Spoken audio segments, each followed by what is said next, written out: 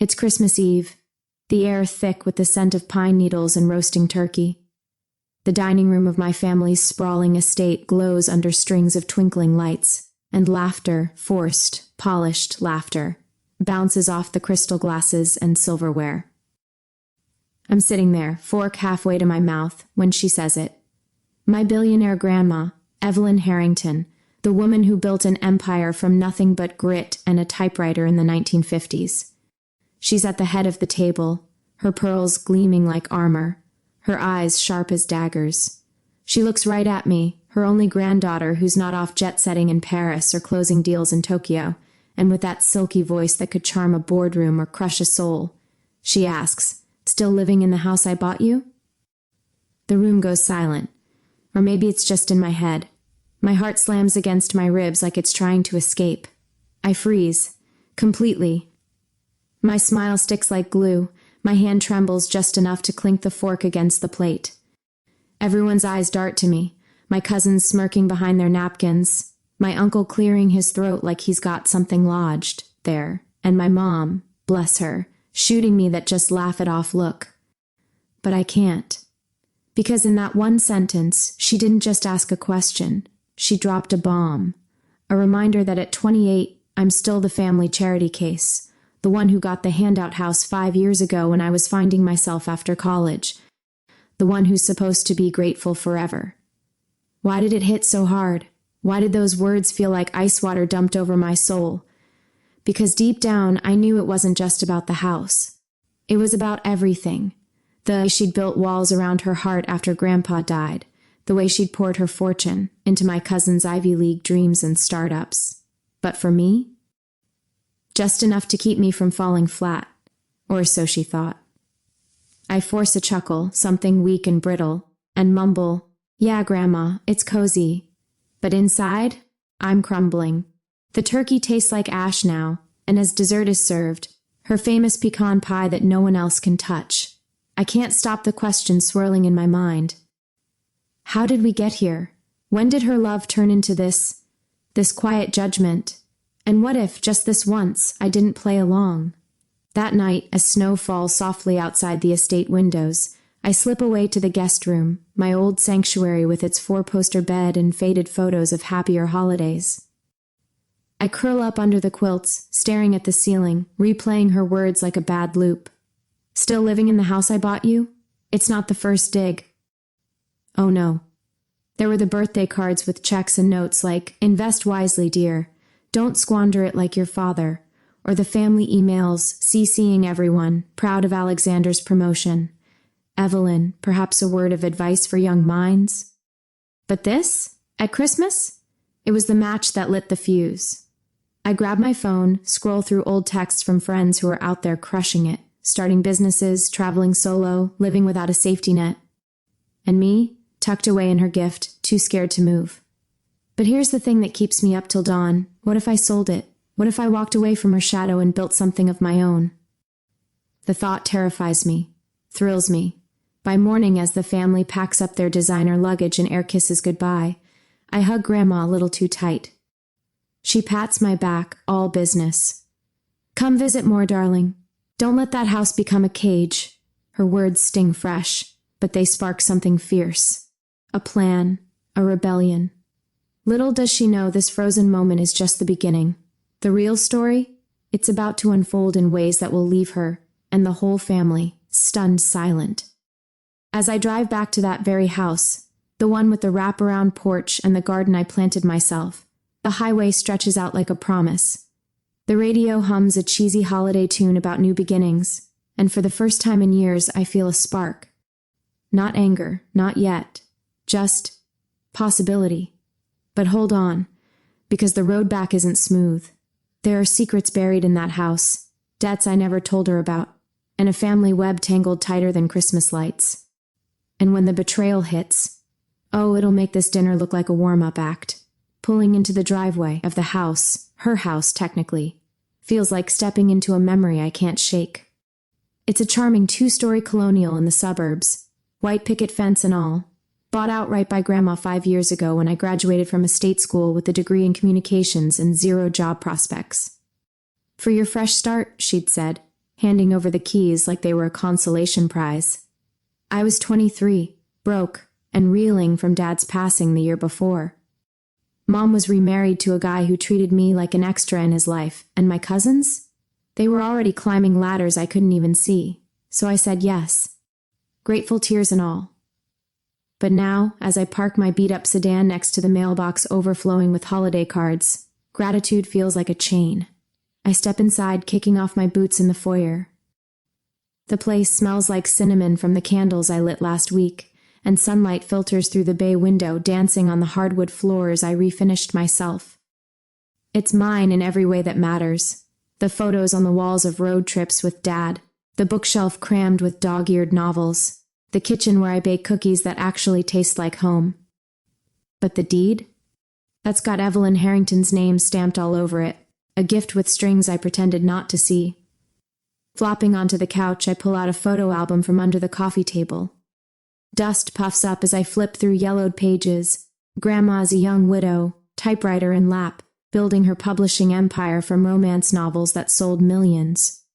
There she is, fierce and unyielding, the woman who turned heartbreak into hustle. Dad used to say she was steel wrapped in silk.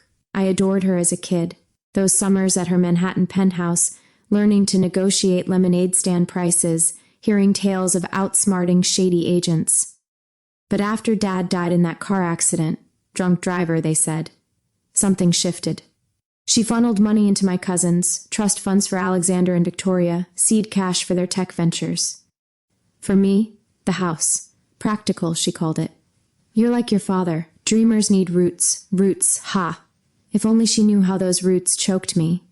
I closed the album, heart heavy, and wandered to the office nook I've carved out in the spare room. My laptop hums to life, inbox flooded with freelance gigs I scraped together, ghostwriting blog posts, social media management for local shops. It pays the bills, barely. But last month the roof leaked during a storm, and the repair bill? $2,000 I don't have. I charged it to a credit card, the one with the maxed out balance from emergencies. Emergencies like therapy sessions after Dad, or that failed attempt at an online store selling handmade jewelry. Grandma doesn't know. No one does. Pride, I guess. Or fear of confirming her low expectations. My phone buzzes. A text from Mom. You okay, sweetie? Grandma was just teasing. She's proud. Proud. The word twists in my gut. I think back to last Christmas, when she announced a family foundation, doling out grants like candy. Alexander got $50,000 for his app, Victoria. A trip to Silicon Valley. Me? A polite keep writing pat on the head. No wonder her question at dinner landed like a slap. It wasn't teasing. It was a spotlight on my stagnation. But as I sip tea from a mug Dad loved, the one with the silly fish on it, I feel that spark again. What if this house isn't a cage? What if it's the launch pad? I open my laptop, fingers flying over keys, jotting notes for a story I've been nursing, a novel about a woman who inherits a fortune only to discover it's cursed with expectations. Fiction, sure, but it mirrors my mess too closely. Hours slip by, the winter sun dipping low, casting long shadows. By evening, I've outlined 3 chapters. It's nothing groundbreaking, but it's mine. No ghosts, no handouts. Dinner that night is solo. Pasta from a box, a glass of cheap wine. I scroll through Instagram, envying less, questioning more. Why has Grandma always treated me like the fragile one? Dad's death broke us all, but she rebuilt with walls. Maybe it's time I did the same, not to shut her out, but to stand taller. Little do I know, the next call from home will crack those walls wide open. A betrayal so sharp it'll make her dinner jab feel like a love tap. And when it does, I'll be ready, or at least I'll pretend to be. As the clock strikes 10, I step onto the porch, breath fogging in the cold. Stars wink overhead, and for a moment the house feels less like a gift and more like a canvas. Blank, waiting. Tomorrow I'll call a realtor, just to ask questions, just to see. But deep down I know, this is the setup for something bigger. A storm's brewing, family style, and I'm done being the one who freezes. The days after Christmas blur into a gray January haze. Work piles up, emails from clients nitpicking my copy, rejections from literary agents who say my novel pitch is too introspective. I laugh it off, but each one chips at my resolve. The house creaks under the weight of winter winds, a reminder of that looming repair bill. I avoid calling Grandma, dodging her voicemails with breezy texts, swamped with projects. Love you. But guilt gnaws at me, mixing with resentment like oil and water. Then, mid-January, Mom calls. Her voice is hushed, urgent, like she's spilling state secrets from the minivan. Honey, we need to talk. Family meeting next weekend. Grandma's got news. My stomach drops. News from Evelyn Harrington is never casual. It's announcements that shift fortunes. What kind? I press, pacing the kitchen. She hesitates. Something about the estate. Trusts. Just come, okay? Don't tell her I said anything. Click. The line goes dead, leaving me with echoes of worry. I spend the week spiraling. What if it's about the house? Is she taking it back? Selling the estate and scattering us like leaves? Paranoia fuels late nights, where I scour old emails for clues, her newsletters boasting about legacy planning, cryptic mentions of reallocating assets. By Friday, I'm a wreck, packing an overnight bag with shaky hands. The drive to the estate feels endless, radio stations flipping between heartbreak ballads that hit too close. Pulling up to the iron gates, the place looks postcard perfect, snow-dusted evergreens, icicles like diamonds on the eaves. But inside, the air is thick with unspoken tension. Cousins Alexander and Victoria are already there, laptops open, whispering about valuations. Uncle Richard, Grandma's brother, the eternal optimist, greets me with a bear hug. Lila, looking sharp. Freelancing treating you well? His eyes say he knows it's not. Mom pulls me aside in the sunroom, her face lined with fatigue. She's changing things. Be prepared. Dinner that night is formal, crystal glasses clinking like warnings. Grandma presides, elegant in emerald silk, her smile a mask. Small talk flows, Alexander's app hitting 1 million downloads, Victoria's TEDx invite. But I feel the undercurrent, like a riptide pulling at my ankles. Then, over coffee in the library, she drops it. Family, she begins, folding her hands like a CEO at a merger. As you know, I've been reflecting on my legacy. Time to ensure it's protected. Protected. The word hangs heavy. She slides a folder across the oak table, neat stacks of papers for each of us. Mine's thin, too thin. I flip it open, heart pounding. It's a codicil to her will. The house transfers to a family trust upon her passing, but with conditions. Occupancy limited to income earners above $75K annually, it reads. Failure to meet criteria results in sale and precedes redistribution. My vision blurs. $75K? I'm barely scraping 40. And the kicker, a clause noting gifts provided as motivational incentives, not entitlements. Motivational. Like the house was a carrot on a stick, dangled to make me run faster. The room erupts in murmurs. Alexander whistles low. Smart move, Aunt Ev. Victoria nods, all business. But me? I'm back in that Christmas freeze, papers crumpling in my fist. Grandma, I say, voice barely above a whisper. This means I could lose it. Everything I've built there. She meets my gaze, cool as winter. Darling, it's for your own good. Incentives work wonders. Remember your father. He dreamed big but never grounded. Grounded. The word slices deep, invoking Dad's ghost, his unfinished scripts and wild ideas she always dismissed. Mom squeezes my knee under the table, but it's no comfort. Uncle Richard tries to lighten it. Hey, Lila's got talent. That writing giggles skyrocket, but his laugh falls flat. As we adjourn, Grandma pulls me aside in the hallway. Her perfume, jasmine and power, overwhelming. Don't look so wounded, child. This pushes you forward. You've lingered too long in my shadow. Lingered. Like I'm a guest overstaying. I nod, throat tight, and escape to my room, slamming the door soft enough not to echo. Curled on the bed, tears hot on my cheeks, the conflict boils over. It's not just the house, it's the message. I'm the weak link, the one who needs prodding because I dare to grieve, to create without a blueprint. Dad's death left me adrift, but her help kept me tethered. Now this? It's a shove off the cliff, disguised as tough love. Questions flood. Why me? Why not Alexander, whose app's riddled with investor red flags I've overheard? Or Victoria, burning through cash on networking parties? By midnight, anger simmers into resolve. I won't beg, won't plead. If she wants proof I'm more than her project, I'll give it, but on my terms.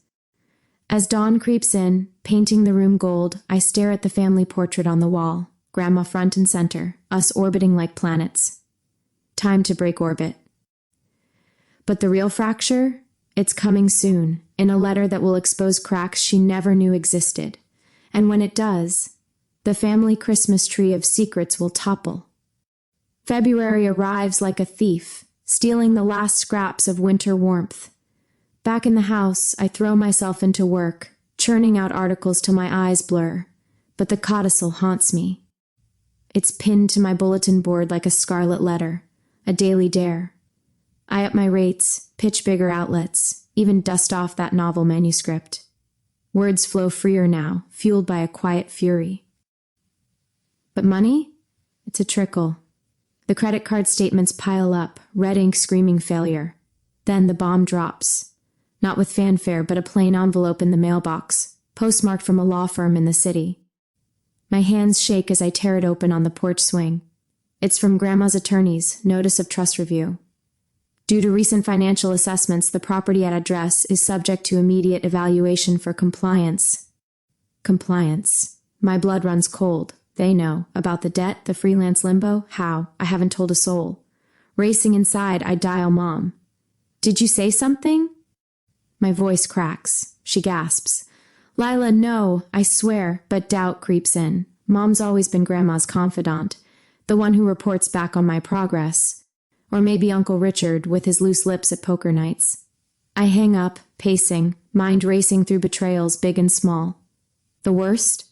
It's not the leak. It's realizing this review isn't random.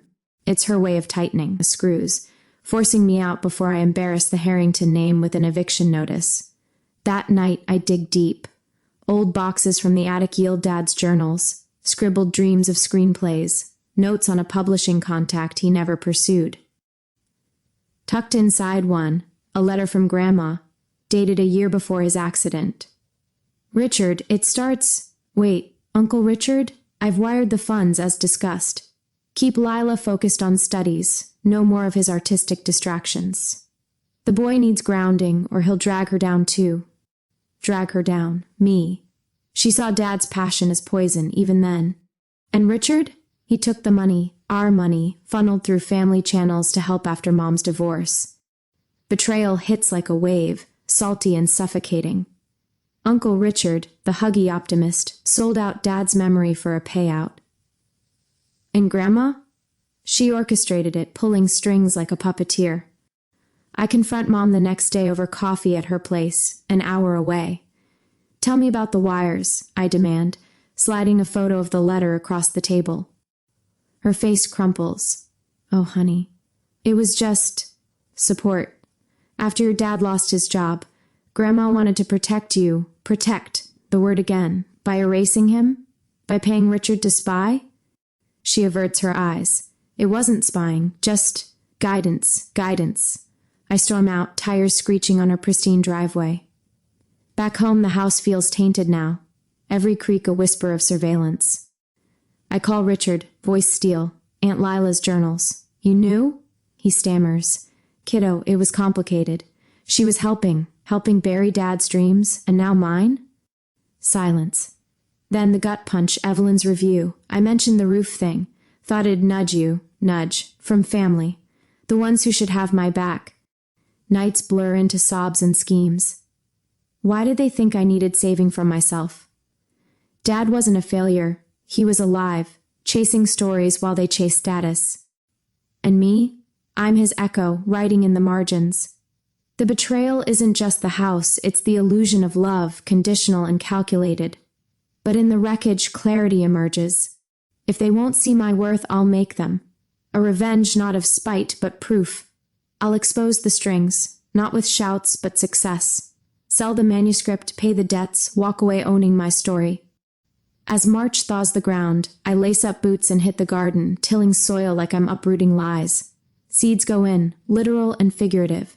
A query email to an agent, a budget spreadsheet slashing extras. But whispers from the family grapevine reach me. Lila's unraveling, Evelyn's worried, ha. Let her be. The plan's forming, quiet as spring rain. And when the first green shoots appear, they'll know. Betrayal cuts deep, but roots run deeper. Spring tiptoes in with crocuses poking through the frost, mirroring the fragile hope budding in my chest.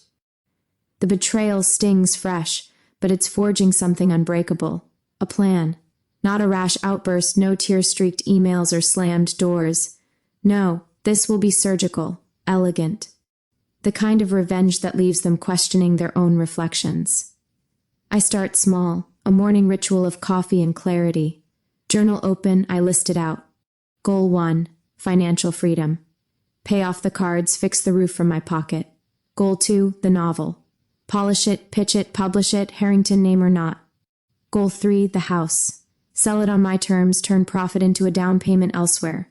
No more shadows. First, the money grind. I revamp my freelance profile. Lila Grant, storyteller for The Underdog, and hustle. Cold emails to podcasts, op-eds to lifestyle mags on grief and grit, rebuilding after loss. One lands, a 2,000-word piece on family expectations, anonymized but raw. Pays $800, enough for the roofer. As he hammers away one sunny afternoon, I watch from the swing, feeling the weight lift plank by plank. Nice place, he grunts. Yours long? Long enough, I reply. And for the first time, it feels true. The novel, that's the heart. Titled Silk and Steel. It's about a matriarch's empire crumbling under hidden debts. Fiction, but echoes of Grandma's world. I write feverishly, evenings lit by a single lamp, words pouring like confessions, chapters on betrayal in boardrooms, revenge through reinvention. An online writing group cheers me on, strangers who see the fire I forgot I had. This could be huge, one messages. Huge. The word fuels me through rejections till bam, a small press bites. Not a big 5 deal, but an advance 5K. I wire it straight to debts, balance ticking down like a countdown. Family contact? Minimal. Mom's texts get polite replies, Richard's ignored. Grandma sends a birthday card in April. Lavish check enclosed. I donate half to a writer's scholarship for single parents, the rest to my emergency fund. No note back. Let her wonder. Whispers reach me via Mom. Evelyn's asking why you're distant. Distant? Try liberated. By May, the plan solidifies. I meet a realtor, Sarah, a no-nonsense mom of 3 with a laugh like summer. We tour the house, her eyes lighting up. Charming bones. With updates, easy 400K sell price. My cut after trust fees, enough for a condo downtown closer to city gigs. You're sure? She asks, noting my steady gaze. Never been surer. That night I dream of the closing, keys handed over, not in defeat but triumph. No more the house she bought me. But revenge needs an audience. I start a blog, anonymous at first, unstrung air, chronicling a family's unraveling, one expectation at a time. Posts veiled when help becomes a harness. It gains traction, shares from burnt-out millennials. Comments flood, this is my story. Break free, sis. Validation washes over me like rain. One post hints at the memoir angle from handout to hand up. Views spike. A lit agent emails intrigued. Coffee? As lilacs bloom in the yard, I prune them back, shaping beauty from overgrowth. The plan's no longer whispers. It's a roar, building. But summer brings heat, and with it, a family reunion invite. Grandma's annual garden party, black tie optional. Mandatory mom texts. Perfect. Stage set for the reveal. Not destruction, but dismantling. They'll see the woman I became, not the girl they pitied. And Grandma? Her frozen smile will crack. Question is, will she thaw or shatter? June swells with humidity and momentum. The blog's at 10K followers, my novels and edits with the small press. Release date set for fall. Freelance studies at 50K projected, roof gleaming new. I pack boxes quietly, staging the house for sale photos that make it glow. Sarah lists it, charming colonial. Ready for your story. Irony? Delicious. Bids trickle in, but I hold out. This isn't flight, it's fueled takeoff. The agent meet up? Over lattes in a bustling cafe, she leans in. Your voice, raw, relatable. Memoir market's hot for family dramas. We brainstorm, tethered no more. Advance whispers, 20K. I counter with visions of tours, podcasts. You've got the arc, she says. Betrayal to breakthrough. Breakthrough. Yes. Family ripples grow. Victoria texts, heard you're writing a tell-all. Spill? I reply vague, just processing. Alexander calls, brotherly concern laced with probe, grandma's off. Thinks you're angry? Angry? Try awakened. I sidestep, but plant seeds, tell her I'm good, better than good, let it fester. July's heat mirrors my inner fire. I host a launch party for the blog, virtual, invite only. 50 screens light up with toasts, stories swapped, a donor emerges, funds for a writing retreat. For dreamers like us, she says, echoes of Dad. I cry later, grateful tears this time. The reunion looms. Grandma's garden party, tents on emerald lawns, string quartets, champagne flutes. Past years I blended in. Polite nods, small talk. This time? I'll shine.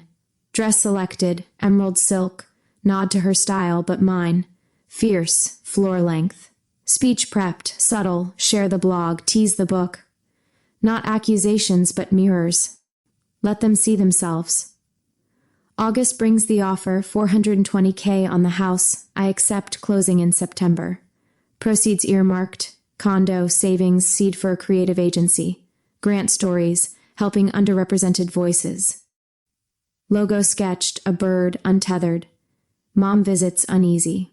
Evelyn's planning a toast to you. At the party, a toast. To what? The prodigal? I hug her. Let her. Inside, the storm builds. Winds of change, lightning of truth. Richard emails apology. I was wrong. Forgive? Not yet. Forgiveness comes after facing. As leaves hint at gold, I walk the garden paths I once weeded as a kid. Grandma's estate calls, but this time I'm not arriving small. I'm arriving sovereign. The party's in 2 weeks. Invites out, RSVP's in. Whispers, Lila's transformed. Good. Let the storm gather. When it breaks, it'll wash clean, or drown the doubters. Either way, I'll stand tall, roots my own. Labor Day weekend, and the air hums with cicadas and anticipation. I drive to the estate in my newly tuned sedan. First big purchase post-debt purge. Windows down, wind whipping doubts away. The gates swing open, and there it is, acres of manicured perfection. White tents billowing like sails, laughter drifting on the breeze. Valet takes my keys. I step out in that emerald gown, heels sinking soft into grass, heads turn. Not the pitying glances of yore, but curious, appraising. Lila? Wow, Victoria says, air kissing. Alexander grins, looking like you own the place. If only he knew. Grandma spots me from the pavilion, her sundress a pastel armor, silver hair pinned like a crown. She glides over, smile practiced. Darling, radiant as ever. Come, mingle. Her hand on my arm, light but possessive. I smile back, genuine. Wouldn't miss it. We chat surface, weather, wines, but her eyes probe, searching for cracks. None here. The party's peak, sunset toasts under fairy lights. Uncle Richard clinks glasses, rambling about family bonds. Mom beams, proud. Then her turn. Grandma rises, voice carrying like a headline. To my grandchildren, the future. Alexander, your innovation inspires. Victoria, your drive dazzles. And Lila. Pause. The crowd quiets. Lila, who's been quietly tending her garden. May it bloom wildly. Polite applause. Wildly. Is it praise or prod? My cue. I stand, heart steady. Thank you, Grandma. Your gardens taught me much. Nurture, prune, let go. Murmurs. I pull out my phone, project the blog onto a screen. Pre-rigged with tech-savvy Alexander's unwitting help. Unstrung air fills the air. I've been sharing a story, not just mine, ours. about strings we tie, thinking they're lifelines, gasps ripple. I read an excerpt, veiled lines on a matriarch's gifts, laced with lessons that bind. Her face pales, but I press on. Betrayal? It's not always malice. Sometimes it's love gone sideways, like paying kin to guide a dreamer away from dreams. Richard chokes on his scotch. Mom's hand flies to mouth. Cousins shift, uneasy. Grandma's eyes lock mine, shock then steel. Lila, enough. But I'm not done. The house? Selling it next month, not fleeing, flying.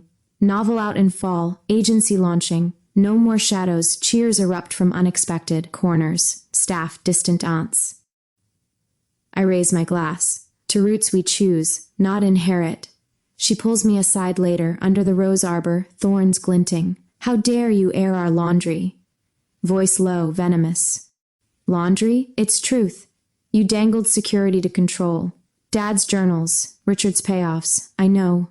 Her breath hitches. For protection. He was unraveling you. He was freeing me, like I'm doing now. Silence stretches cricket's chorus. Then soft, I feared losing you too. Vulnerability? From steel silk Evelyn? It cracks me, you won't.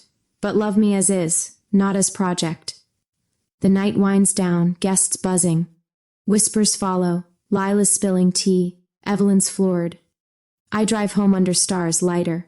Reckoning delivered, not with blows, but blooms. But the climax? It's not over. Her next move will test everything. September's harvest moon watches as closing day dawns. I sign papers in Sarah's office, pen steady, check in hand, net $380K after fees. The house, staged empty, echoes as I hand keys. Not heartbreak, handshake. Proud of you, Sarah says. I nod, throat full. Next stop, downtown realtor. Condo secured, cozy, mine, overlooking the river, move in next week. The novel proofs arrive, silk and steel crisp in my hands. Launch party planned, intimate, invite only. Family? Selective.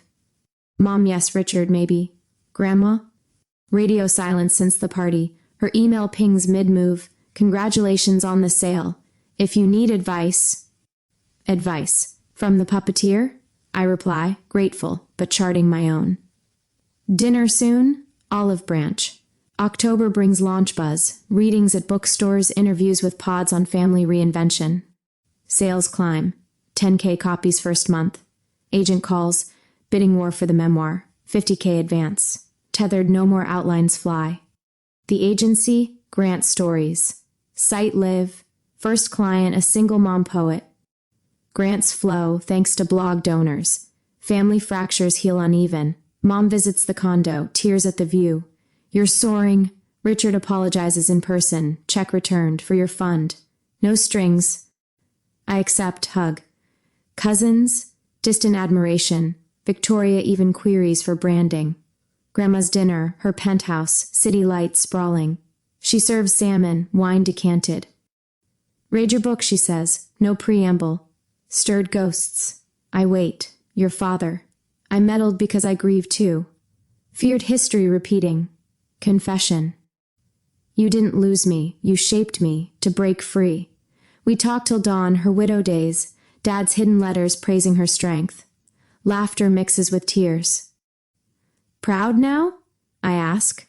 She squeezes my hand. Always was, just scared. November chills, but warmth spreads. Book tour wraps, agency thrives. Holiday invite arrives, her script, family forward. I go, no freeze. At table, her toast to Lila, our bloom, smiles genuine. The house, a chapter closed. Mine, open wide. Winter returns, softer. Condos alive, bookshelves groaning, clients' manuscripts stacking. Memoir deal inks, 100K, film option murmur. Grant Stories hits milestone, 20 voices amplified. Blog evolves, less unravel, more rebuild. Family mends. Christmas at the estate, no bombs. Alexander pitches collab, his app, My Stories. Victoria mentors agency interns. Richard, poker nights, no payoffs. Mom glows, unburdened. Grandma and I, weekly calls, her tales, my triumphs. One night over tea, the house was my fear, not gift. I nod. Turned it to wings, she smiles, real. Like your grandfather said, steel bends doesn't break. New Year's Eve, balcony view, fireworks bloom. Resolutions, more flights, the betrayal, scar not shackle, revenge not vengeance, victory. As lights fade, reflect, betrayal binds, but breaks if you choose. Grandma's empire taught control, mine, courage. We all carry strings, family, fear. Cut wisely, love fiercely, build boldly. What's your tether? Time to untie. In this tale, justice wasn't destruction, it was dawn.